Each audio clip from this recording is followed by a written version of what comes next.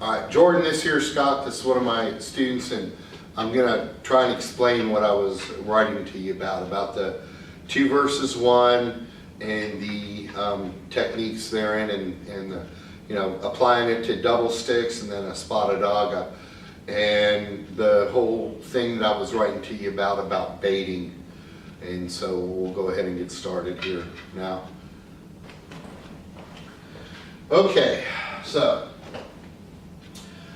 in regards to the particular technique series that I was talking about before with the baiting, let me kind of show you what I was meaning.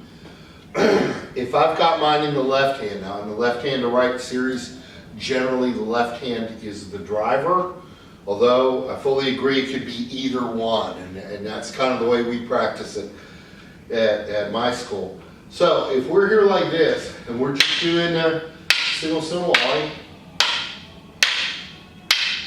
and the idea was that as I get to here, I wrap, but if you notice, I'm staying here like this. Now when I'm in this position here, he can punch me here with his hand, and the idea was that he punched me and I go into these different techniques. Okay? So one more time. We're here. I come in and I wrap, he comes in, I parry this over, maybe come up here, puño, bring this off, bring it over here, he releases my hand, and we hit. Or we might do the hand trap, which is when I come in here like this and he punches, and I parry over and I bring this in here, and then bring this up and over. And basically I'm kind of using back and forth footwork here. Just moving in to him, and then coming back out as he goes to strike down low to my knee. Then we also had the trap of where I would wrap. He would come in and punch. I go here, then come over here and armbar him. All right? Then we also had the slice away, to where I get to here and he goes, and then I cut across and come back for the high backhand again. And of course he would turtle as his defense and we could move on. Now, the problem that I have with this is the idea that as I'm here, I'm baiting with my face. Okay? So that he punches and I can do this attack. Alright? It's the same idea as the bait, where I get to here and I come over here to attack and he blocks my hand, and I use this as my way to lock up the techniques here. I understand that concept as a bait. However, the basic idea that we've always heard before is that, well, like when we feed in a puño or something, we're in here like this, and I come in the left hand series and I grab that this, if he doesn't connect with my hands, then I get the puño in. Okay? And so we call this a bait, but it's in full intention of me hitting him here. I understand that. But I wonder, my question then becomes, in this application, why am I baiting or staying here in front of him where he can punch me, or he could kick me or anything else? We ran into the problem with this when, if I'm here and Scott punches, Scott's punching from here and this works out fine, but what happens if he steps forward and punches? Then I'm stuck.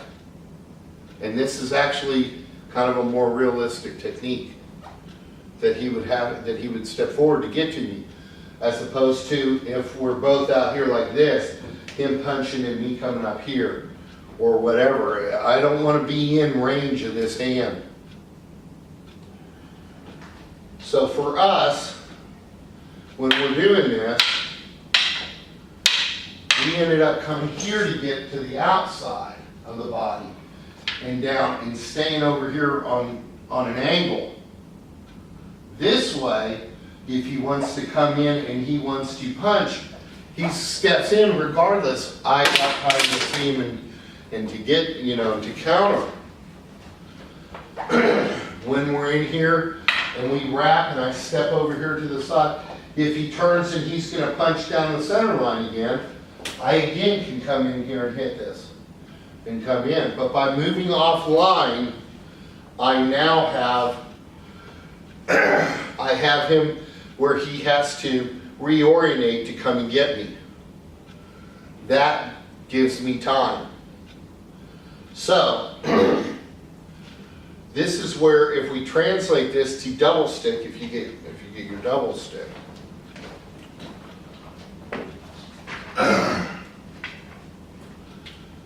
If we're in here and we're doing single still ollie,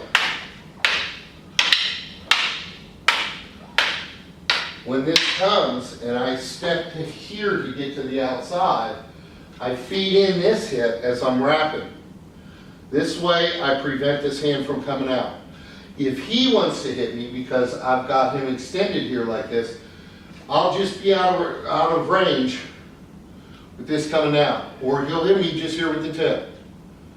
Okay? But I'm in a better position to counter from being out here on the outside. Then if I'm here and it's even Steven, I'm in range, he's in range to hit me with his stick. He can kick me or whatever. If I'm out over here, it's harder for him to get it where I have more options. So, from my perspective, as we wrap,